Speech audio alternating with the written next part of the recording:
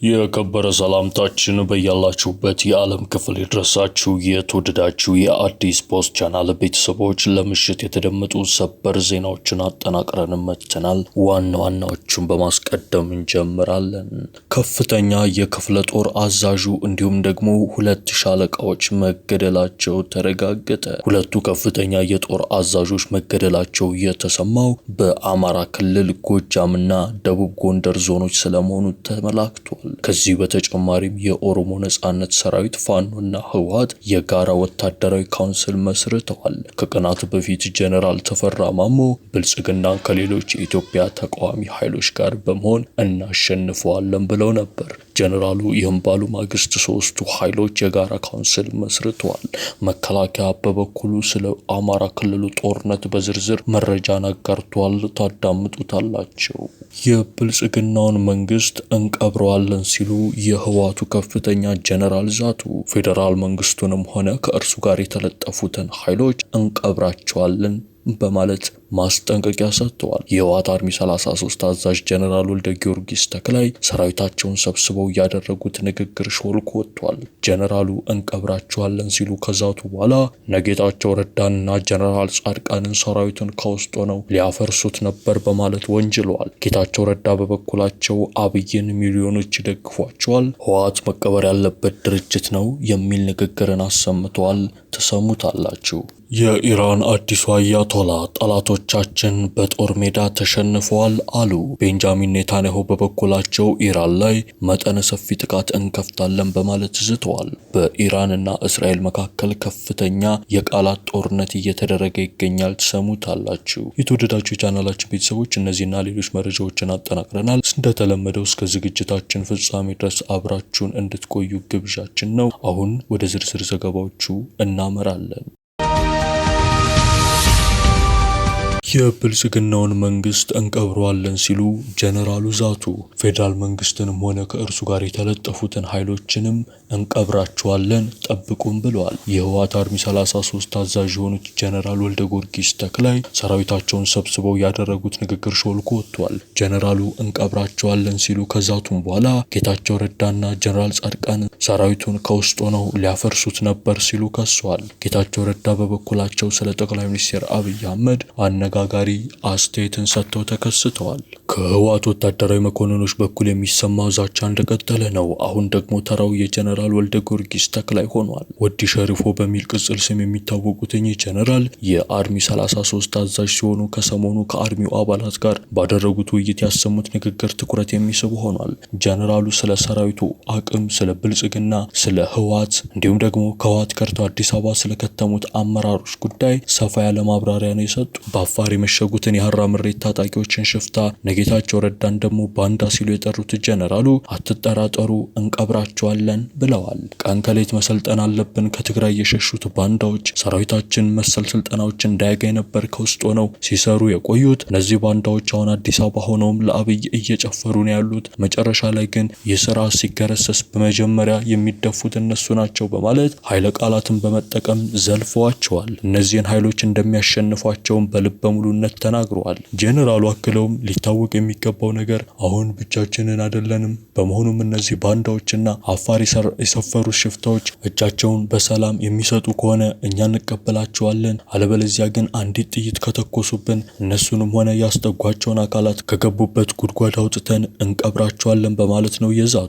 ጄኔራሉ ከጦር ሜዳ እንዲህ ያለውን ዛቻ ሲያሰሙ አቶ ጌታቸው ረዳ ደግሞ በአነጋጋሪ ቃለ ምልልስ ተከስተዋል። በሚሊዮን የሚቆጠሩ ሰዎች ጠቅላይ ሚኒስቴሩንና ፖሊሲዎቻቸውን የሚደግፉ እንዳሉ ሁሉ በሚሊዮኖች የሚቆጠሩ ደግሞ ይቃወሟቸዋል ሲሉ ጌታቸው ተናግረዋል። ምርጫው የሁከትና ብጥብጥ መቃወሚያ ነው ያሉም ሲሆን በጅማና አዲስ አበባ ከተሞች የተካሄደውን የምርጫ ሂደት በግንባር መታዘባቸውም ገልጸው ህዝቡ በነቂስ ወጥቶ ድምጽ ሰጥቷልም ብለዋል። በአንዳንድ አካባቢዎች የተወሰኑ ተቃዋሚ ኃይሎችን የጦር መሳሪያዎችንና ፈንጂዎችን በመጠቀም ድምጽ አሰጣጡ ለማስቆም ቢሞክሩም ህዝቡ ግን ይህን ተቋቁሞታል ባይ ናቸው። ምርጫው የጠቅላይ ሚኒስቴሩን ፖሊሲዎች ከመደገፍ ወይም ከመቃወም ባለፈ ህዝቡ በየቦታው ባለው አነስተኛ ግጭትና ሁከት ምን ያህል እንደተማረረ የሚያሳይና ሰላም እንደናፈቀ አመላካች ነው ብለዋል። አማካሪው አክለውም ከጊዜያዊ አስተዳደር ፕሬዝዳንትነት ስልጣናቸው መነሳታቸውን በተመለከተ የተለየ ቅሬታም ሆነ ቁጣ እንደሌላቸው ይናገራሉ። በፖለቲካችን ውስጥ የተወሰነ ጤናማ አካሄድ ለማስገባት የሚችለውን ያህል ጥሪ ያለው ያሉት ጌታቸው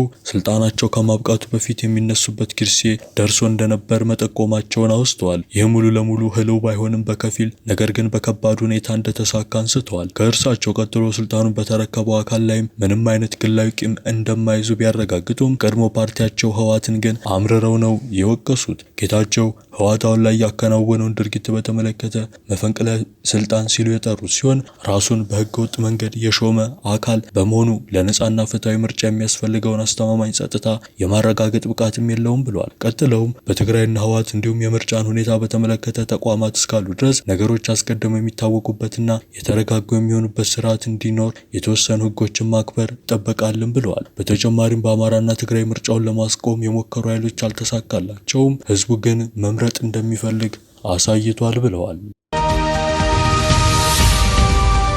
ወደ ቀጣው መረጃችን እናመራለን።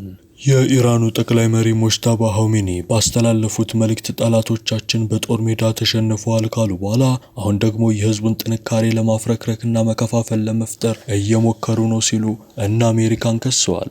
ሙጅተባ ኻሜኒ ኢራናውያን ሀገሪቱ በተጋፈጠችው ስጋት ፊት ብሔራዊ አንድነት እንዲያሳዩ ጥሪ አስተላልፈው በህዝብ መካከል ተስፋ መቁረጥን ወይም መከፋፈልን መፍጠር ጠላትን መርዳት ነው ብለዋል። የጠቅላይ መሪው መልእክት የተነበበው የእስላማዊ ሪፐብሊክ መስራች የሆኑትን ሩሆላህ ኻሜኒን የሚዘክረው ዓመታዊ ክብረ በዓል ላይ ነው። ሙጅተባ ኻሜኒ ስልጣን ከተረከቡበት ጊዜ ጀምሮ በአደባባይ ታይተው አይታወቁም። ከዚህ በፊት የሰጧቸው የተለያዩ መግለጫዎች በጽሁፍ የቀረቡ ሲሆን ስላሉበት ሁኔታ ወይንም በሀገሪቱ አስተዳደሩ ስላላቸው የዕለት ተዕለት ቁጥጥርን በተመለከተም ቀጥተኛ ማስረጃ የለም። ኔታንያሁ በበኩላቸው ደግሞ ኢራንን በእሳት እየተጫወተች ነው ሲሉ ይከሳሉ። ከኢራን ጋር ወደ ዳግም ሙሉ ጦርነት የመግባቱ ጉዳይ በፕሬዝዳንት ትራምፕ የሚወሰን መሆኑንና የአሜሪካና የእስራኤል ኃይሎች ዝግጁ ናቸው፣ ኢራንም ይህንን ማወቅ አለባት፣ እነሱም ያውቃሉ ብዬ አስባለሁ፣ ነገር ግን በግልጽ እንደሚታየው በእሳት እየተጫወቱ ነው ብለዋል። በተጨማሪም ኔታንያሁና ትራምፕ እስራኤል በሊባኖስ ውስጥ እያካሄደች ካለችው ጦርነት ጋር በተያያዘ ባለፉት ቀናት ሲዘገብ እንደነበረው በሁለቱ መሪዎች መካከል ጠንከር ያለ ንግግር መደረጉን የተሰማው ትራምፕ ፖድ ዋን ፎርስ ከተባለ ፖድካስት ጋር ባደረጉት ቃለ ምልልስም አዎ ጠንካራ ውይይት አድርገናል፣ በጣም ተናድጄ ነበር፣ ሊባኖስ ውስጥ ኔታንያሁ እያካሄደው ባለው ያልተቋረጠ ጦርነት ተረብሼ ነበር ሲሉ ተናግረዋል። የክፍለ ጦር አዛዡን ጨምሮ 2 ከፍተኛ ሻለቃዎች መገደላቸው ተሰማ። መከላከያ ሰራዊት በደቡብ ጎንደርና ጎጃም ቀጠና ከፋኖ ኃይሎች ጋር ስላደረገው ውጊያ ሪፖርት አቅርቧል። በሌላ በኩል የኦሮሞ ነጻነት ሰራዊት ፋኖና ህወሓት የጋራ ወታደራዊ ካውንስል መመስረታቸው ታውቋል። ከቀናት በፊት ጀነራል ተፈራ ማሞ ብልጽግናን ከሌሎች የኢትዮጵያ ተቃዋሚ ኃይሎች ጋር በመሆን እናሸንፈዋለን ብለው ነበር። ጀነራሉ ይህም ባሉ ማግስት ነው ሶስቱ ኃይሎች የጋራ ወታደራዊ ካውንስል መስርተናል ያሉት። በአማራ ክልል ከቀጠለው ወታደራዊ ግጭት ጋር ተያይዞ 2 ጥብቅ መረጃዎች በስፋት እየተሰራጩ ነው። አንደኛው የኢትዮጵያ ታጣቂ ኃይሎች ህብረት የመፍጠር ጉዳይ ሲሆን፣ ሌላኛው ደግሞ የመከላከያ ሰራዊቱ በምርጫ ዕለትና ዋዜማ የፋኖ ታጣቂዎች ከፍተው ስለነበረው መጠነ ሰፊ ጥቃት ዝርዝር መረጃን ያጋራበት ነው። የመንግስት ባለስልጣናት እንዲሁም የመከላከያ ከፍተኛ አዛዦች በተደጋጋሚ የፋኖ ኃይሎች ከህወሓትና ኦነግ ሸኔ ጋር ግንኙነት እንዳላቸው በተደጋጋሚ ይከሳሉ። ይህ ክሳቸው ግን ተራ ፍረጃ እንደሆነ ሲነገር ቢቆይም አሁን ግን እውነታነቱ ተረጋግጧል።